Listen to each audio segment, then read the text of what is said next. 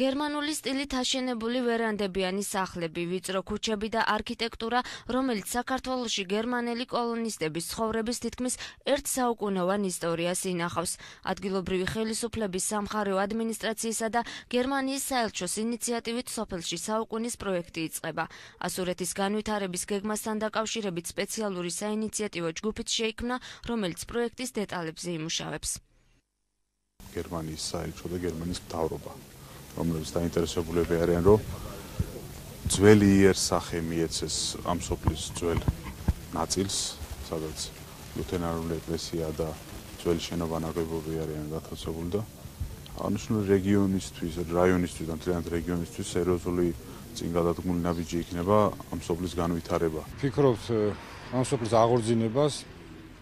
სოფელი გამოირჩევა თავის როგორც გერმანული არქიტექტურით, ასევე თავისი უნიკალური ინფრასტრუქტურით. და ჩვენი სურვილია რომ აღორძინოთ ეს სოფელი. ამ სოფლის აღორძინება კიდევ ერთი დასტური იქნება გერმანული და ქართველი ხალხის მეგობრობის.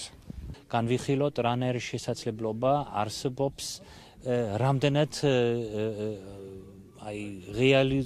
რეალისტურად და როგორ უნდა ეს გავაკეთოთ, რომ ეს არ არის ყველა მხარესთვის, ეს რომ ეკონომიკის განვითარების, ასე ბიზნესის საქმესთვის, კულტურული მემკვიდრეობის დაცვის მხარესთვის, რომ ეს ყველა მხარე გათვალისწინებოდა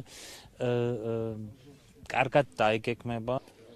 იდეის ავტორების თქმით, ასურეთში მთლიანად აღდგება ძველი არქიტექტურა, რეაბილიტაცია ჩაუტარდება საცხოვრებელ სახლებს, მარნებს, ლუთერანულ ეკლესიას. ძველი საბავშვო ბაღის ნაცვლად კი მუზეუმი აშენდება, რომელშიც გერმანელების საქართველოში ცხოვრების ამსახველი მასალა იქნება დაცული.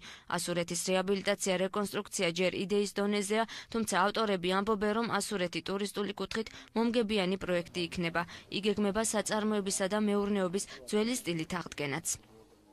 ძირითადი პრინციპი არის ის, რომ აქ აღვადგინოთ ის მეურნეობა და ის წარმოებები, რომლებიც შესაძლებელია, რომ სოფელს გქონდეს.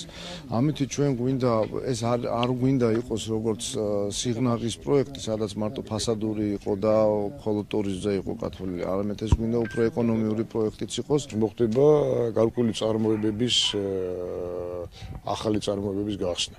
მაგალითად იქნება გერმანულად პეკერა ნიშნავს პურის გადამუშავებას, პურის კუნთუშეულის წარმოებას. თუნდაც ეს რო ავიღოთ, ესაც მნიშვნელოვანია, რამე თუ გერმანია ამ პროდუქციის მიხედვით ძალიან გამოირჩევა. გერმანელი კოლონისტები სოფელში მე-19 საუკუნის პირველ ნახევარში დასახლდნენ, მაშინ თანამედროვე ასურეთს ელიზაბეტალი ერქვა. სოფელი გერმანელებისგან მეორე მსოფლიო ომის დროს დაიცალა, თუმცა აქ შემორჩენილი არქიტექტურა დღეს საქართველოში ევროპული მემკვიდრეობის ნიმუშად ითვლება.